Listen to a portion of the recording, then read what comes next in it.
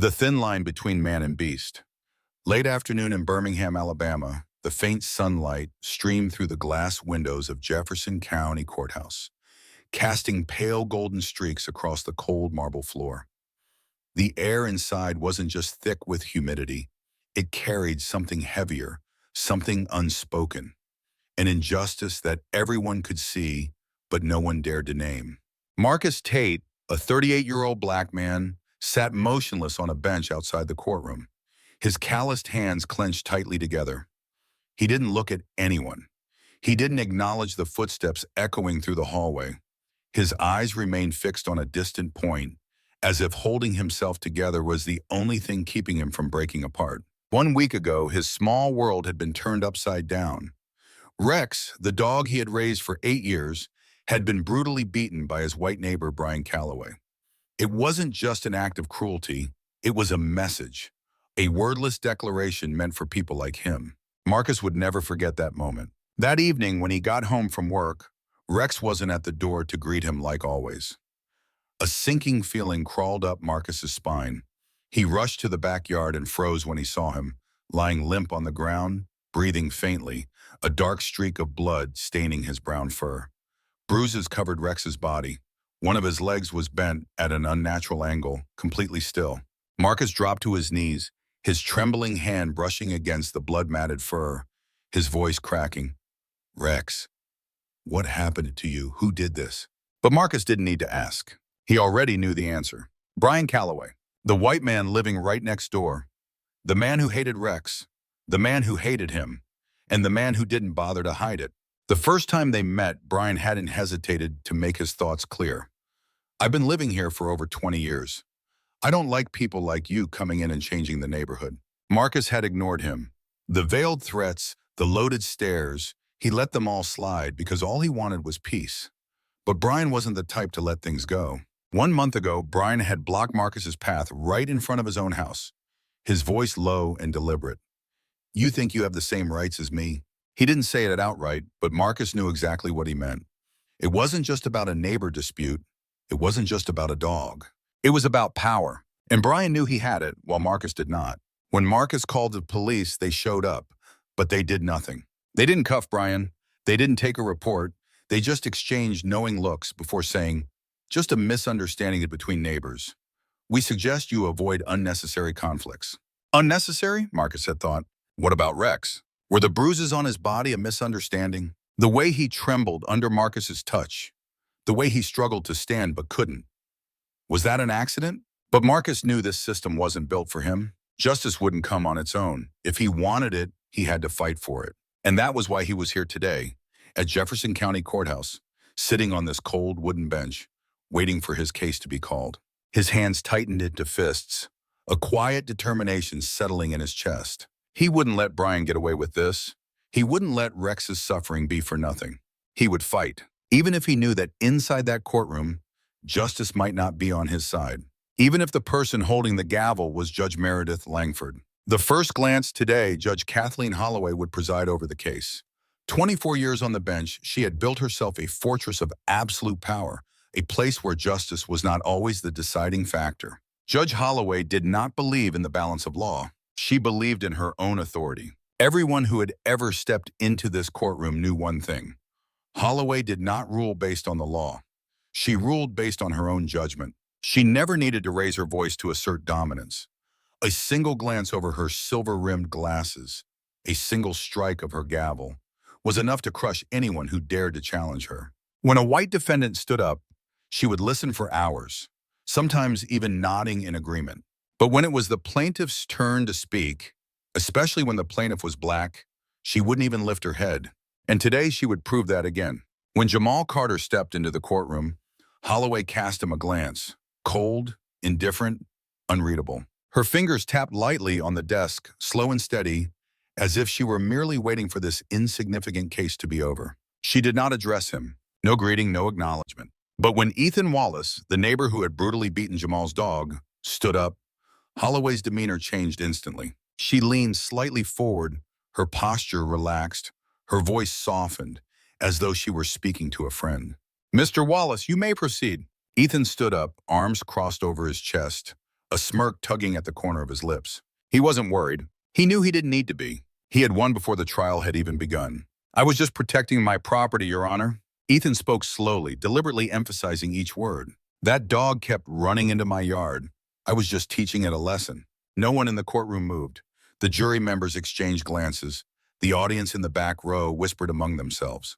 "A lesson." Miles Benton, Jamal's attorney, tilted his head, studying Holloway's reaction. She didn't ask Ethan a single question. She didn't ask about the extent of the dog's injuries.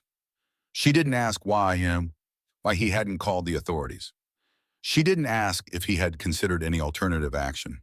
Nothing, because she didn't care. Jamal sat in the witness chair, his back straight, hands resting on his knees.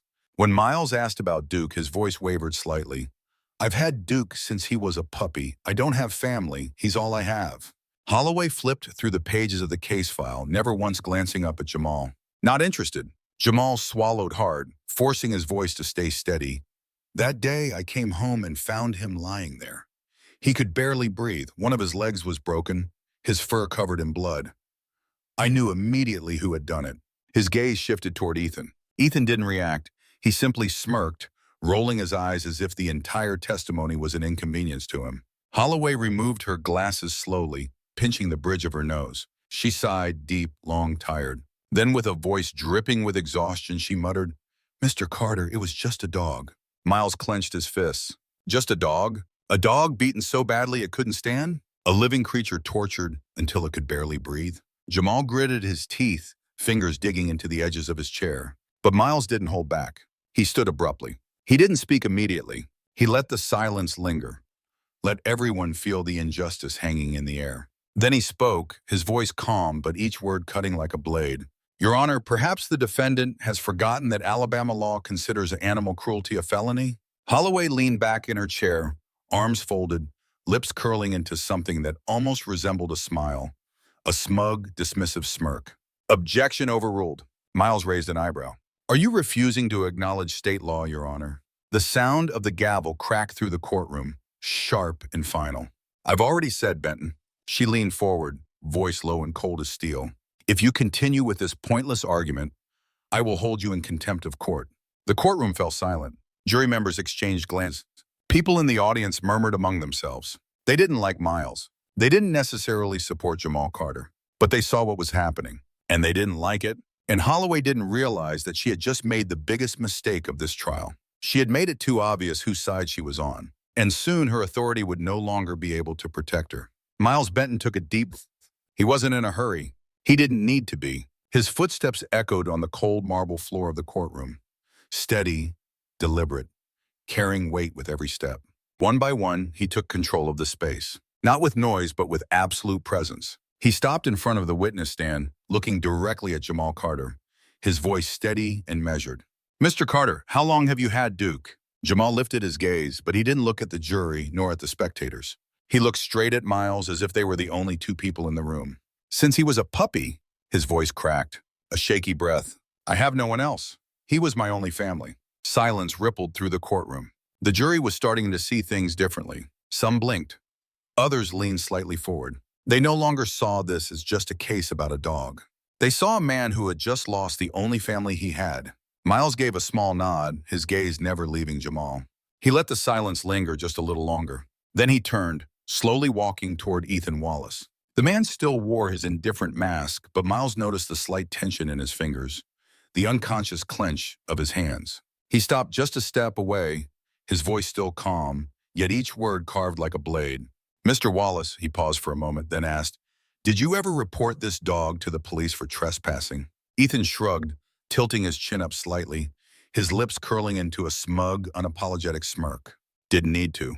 He stared straight at Miles, his tone deliberately provocative. "I handled it my way." A woman in the audience gasped, turning to the person beside her, whispering sharply, "Did he just say that?"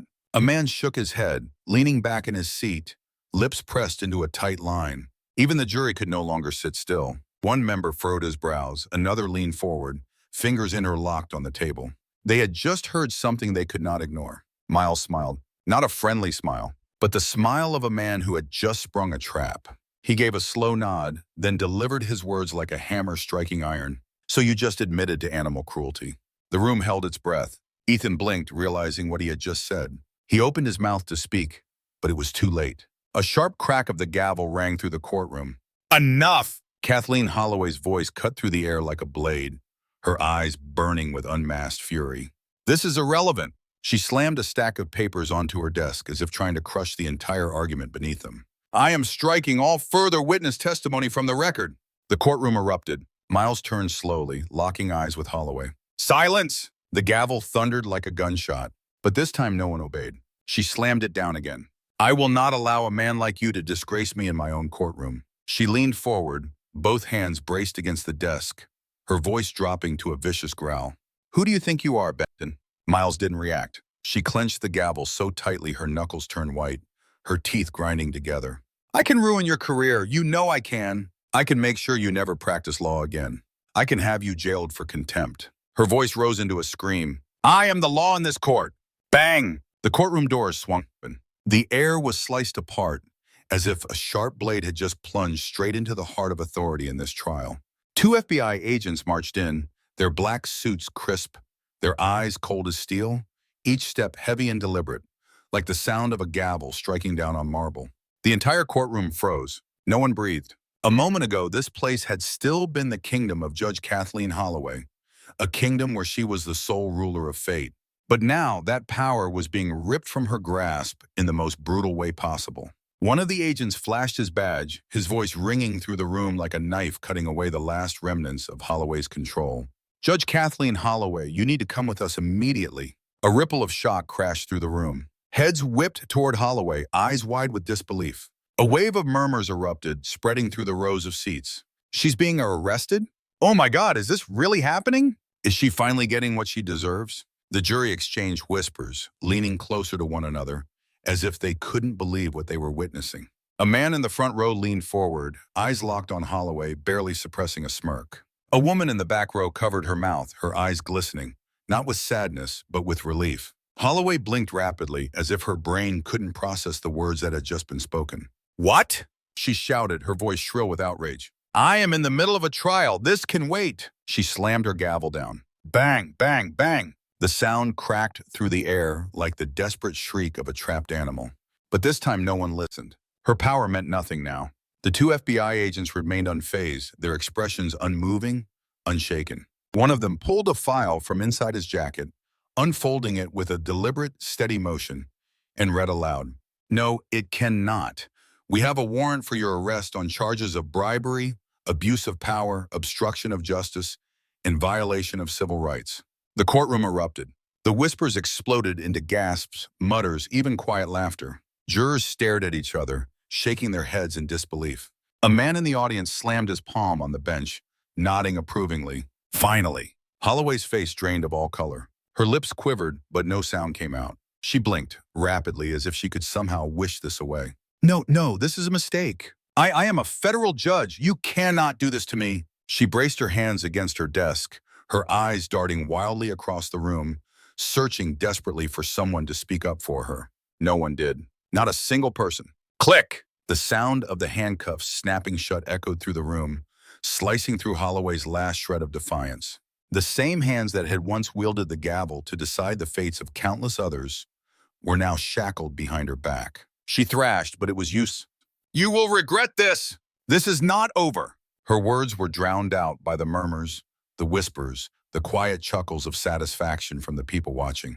As Holloway was dragged past the courtroom doors, Miles Benton stood unmoving, his eyes locked onto the crumbling figure of the once untouchable judge. A juror spoke softly, but his words carried through the room. Justice finally arrived. A middle-aged woman clapped slowly at first, then again, then again. Then the entire courtroom erupted in applause. Laughter rose from the benches, not of mockery, but of liberation. A man shook his head, grinning to himself. She thought she was untouchable. But in the end, justice always wins. Jamal Carter exhaled a long, shaky breath, as if he could finally breathe freely for the first time. He turned to Miles, his voice thick with emotion. I never thought I'd see this. Miles met his gaze, the corners of his lips lifting slightly. Justice doesn't come immediately, but if you fight long enough, it always finds a way. The doors behind the judge's bench swung open. The sound of footsteps echoed through the marble floor, bringing with them a commanding presence that rippled across the room. A tall, middle-aged man stepped in, his demeanor calm yet razor-sharp. Judge Robert Caldwell. He did not exude arrogance, nor did he appear overly lenient. His eyes swept across the courtroom, missing nothing. He did not need anyone to tell him what had happened here. He had seen everything. And now he was the man who would clean up the mess left behind by a corrupt judge. Robert Caldwell was not a judge who could be swayed. He cared nothing for political alliances or for who held power in this courtroom. He only cared about the truth. For over 30 years, he had presided over cases where justice had been twisted by corruption and manipulation. And he despised it more than anything. He was the kind of judge who could not be bribed, could not be coerced, and would not grant leniency to those who exploited the law. As he took his place behind the bench, the murmurs in the courtroom slowly died down. Not out of fear, but because everyone knew they were now in the presence of a real judge, a man who would restore justice to where it belonged. He did not sit down immediately. Instead, he stood there for a long moment, his eyes scanning the jury, then moving over the entire courtroom. It seems today has been quite a long day. His voice was steady, yet carried undeniable weight. The jury nodded slightly, some releasing deep, relieved breaths. A man in the back chuckled softly. Finally, someone who knows what's really going on. Miles Benton stood up. He adjusted his suit jacket, each movement deliberate and unwavering. After all the tension, he was in no rush. He wanted every word he said to ring clear. He wanted the entire courtroom to hear him. "Your Honor." Miles locked eyes with Caldwell, his voice deep and firm, no longer holding back his frustration. "This trial has been manipulated from the very beginning." A long silence followed. The jury watched attentively. The audience leaned in, waiting. There was no Holloway to interrupt, no gavel to silence the truth. From the very start, this has not been a fair trial. Today, we witnessed a judge abuse her power to protect the defendant, to dismiss the law, to obstruct justice. He paused, his gaze sweeping across the courtroom. The jury nodded slowly, as if finally acknowledging the undeniable truth. The audience murmured in agreement. "She may be gone," someone whispered. "But what about this case?" Another voice quietly reminded, as if urging them not to forget the matter at hand. Miles took a deep breath before delivering his final words. "I request a full dismissal of the case." All eyes turned to Judge Caldwell. The jury held their breath.